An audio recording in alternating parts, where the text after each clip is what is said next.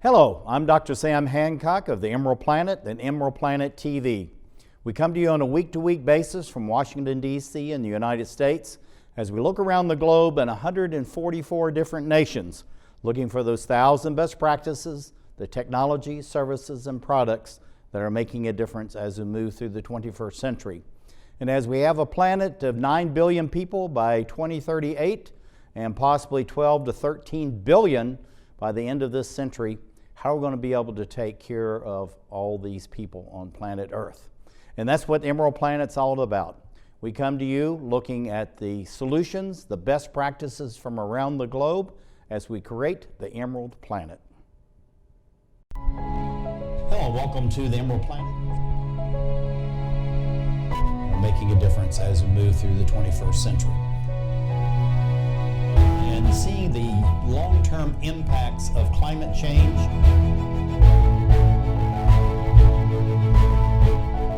We're glad to have you. Thank you for being with us.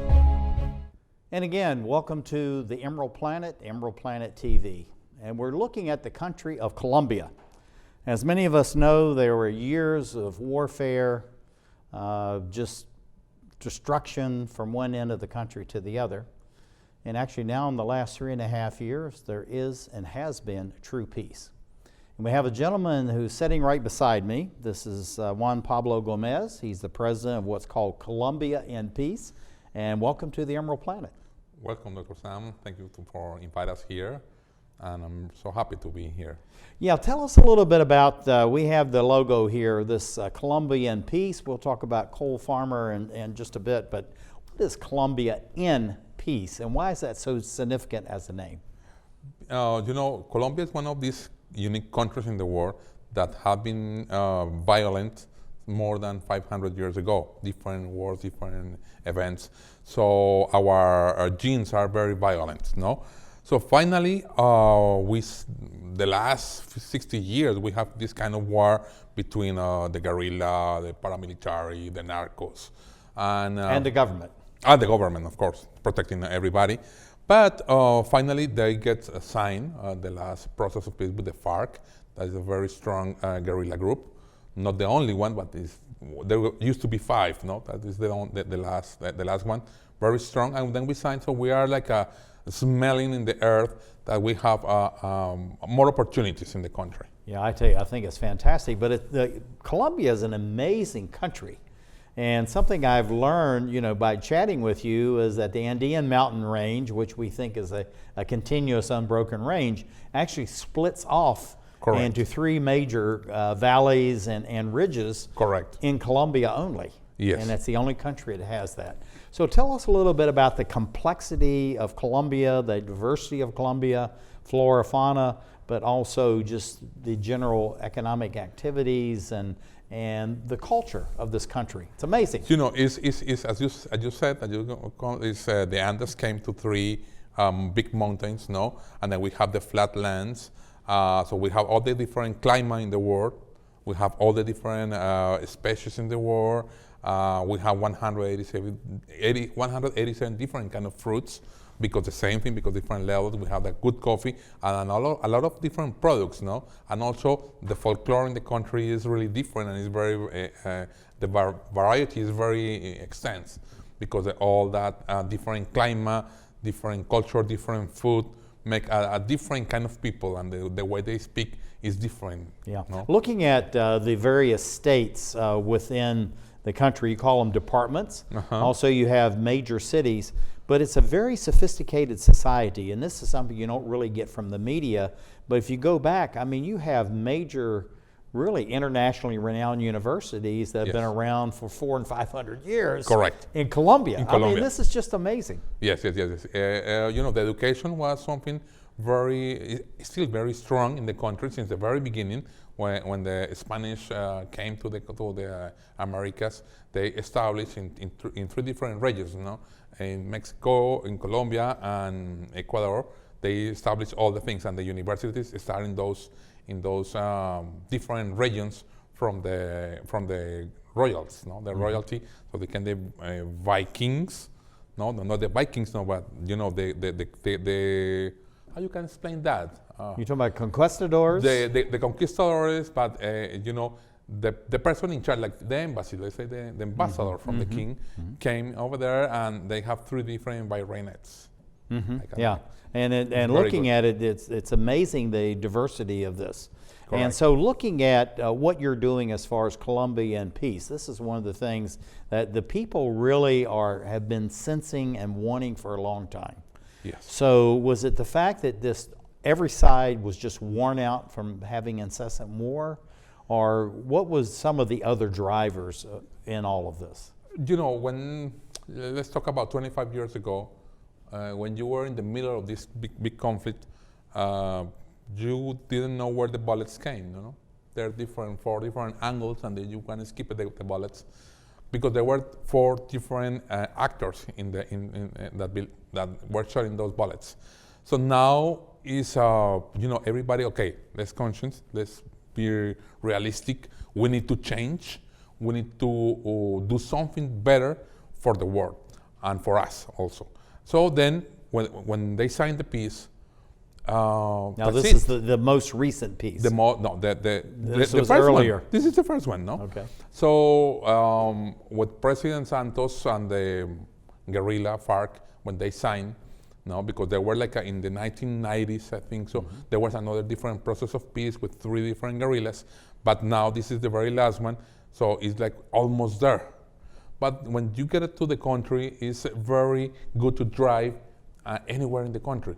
Before, you have to be scared. You don't know at what time you're going to leave. For example, if you're going in this area, if you're going from DC through Manassas, okay, only at 3 o'clock, because then somebody can stop the cars and take you out of the cars. So that was the kind of conflict that we were experimenting 25 years ago, 20 years ago. Well, but what brought us to where we are right now? Why did they actually, the major parties, decide to sign? Correct. And it looks like they're holding the peace. Why? What's happened? Because What's different? It's different because the last, we were like exhausted, getting behind about the economy, getting behind about the agriculture, getting behind about the technology, the industrial around the world. So all the war is like all the different countries raising up, and we are like really behind.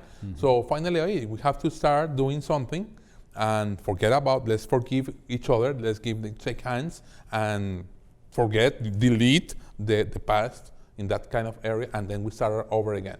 It's like a new startup, something like that. Now, looking at these images that we have here, this is really something about where the people are really coming together, and even in these rallies, I mean, you had different parties, different factions, different interests actually in these rallies doing it together. Correct. So what gave them the comfort that, yeah, we've got a peace agreement, we've signed all this, but allowed them really to be able to start communicating with one another, which was never happening in the past? Because they're finally the new Colombians, let's say. We think and we want to breathe another different experience that is tolerance. Tolerance is for the other countries are very simple, but for us, no. You are or black or white, but no gray and no different colors. Now we have to start over again. There's many colors, and then we have to respect your opinion. Maybe I'm not agree, but I respect it. So in the past, nobody respect nothing. They shoot you, and that's it. No, now you have everybody respecting the opinions for the other people, but it's tolerance. But when you look at the faces here, I mean, there are elders among these people that are marching and saying peace and all that. But you see many young people that are very much involved and engaged. Correct. What gave them the comfort that yes, all the generations before us, they were at war. All this violence was going on, but we now in this time can make a difference. What gave them that comfort that it really could happen? The thing is not only in Colombia, I think it's around the world. These new generations, because the internet, everybody's connected, everybody know what's happening in the rest of the world. So they have in the DNA all this communication, all this social media, and they know what's going on around the world, and they don't pay more attention to these kind of conflicts. They say, no, we don't have to live in conflict. Let's move it, let's move. So that's very good for the new generation, not only in Colombia, it's around the world. You know, these millennials, these centennials, they are very different, and they have a way to think it's a very comfort way to live. Mm-hmm. Yeah, looking at the fact of what's going on there, and having all these different groups, work Correct. together. Colombia in peace. Colombia I mean, in you peace. actually created that term. Yes. A lot of other people involved in it as well. But as far as Colombia in peace, when you first come up with that concept, what were you thinking? And now, these several years later that you're actually living it, how is this Colombia in peace actually coming into reality? Okay, so Colombian Peace born because that was the hope, that was the idea to have one country in peace finally. So, and belongs to all the Colombians and all the people around the world that want to see a country that have been so violent in the world, and they say, okay, they deserve peace, let's help them to have some peace. So, and when we signed the peace, everybody say, oh, this is famous Colombia because finally there are some peace over there. So it's like a union. So everybody start thinking about the Colombian peace. And how is the process? The process has been very good in the different scenarios that especially the farmers, because the farmers they are alone in this in their own lands, and with any opportunity. The difference between us and them is that we have a lot of opportunities to study in the university, to study in the school, to make some jobs or make some companies, whatever. But they are 60, 70 years old and they didn't have any one opportunity in their lives. Mm-hmm. So the idea is to bring them some we already have. So we receive blessings, and when we bless the people, that's the idea. And with this knowledge and with the technology, we're going to bring all this knowledge and technology to them, so they can create many other opportunities to the other people. Mm-hmm. So over there, they're going to raise their income, they're going to raise the level to live, to have more expectations of life and happiness, because that's very important. And how does education and the various social services fit into this whole schema? Because this is really the first time that the agriculturalists, most of the farmers, have ever had a chance to really be connected to the government in a positive way, instead of just troops, warfare, mm-hmm. police, guns, violence. Correct. The only way to help a society to grow is by education. So we're creating in different scenarios of instructions, because it's more that instruct people and educate people so they can learn and they can understand what's going on around them. So that's the idea, to help them to take the information and to empower them with the information and the education. Mm-hmm, mm-hmm. Yeah, and also too is we're getting ready to show a photograph here as far as the indigenous concerned, but you're really bringing all the people of the society together. And I think I really love this image here as far as indigenous. I've been in 97 countries, and at least 60 of those have very dominant indigenous peoples. Correct. And all for the first time, really, they're being brought into the mainstream of Colombian society, as I understand it. Yes.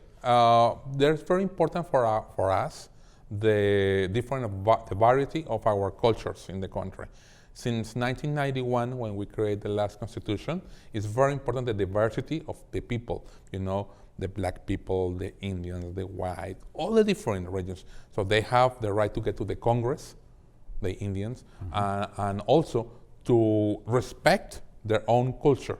Mm-hmm. So they have their own law, their own economic system, a lot of things. So we respect them. This is Juan Pablo Gomez, President, Colombia in Peace. Thank you for being with us as we look around the globe to create the Emerald Planet.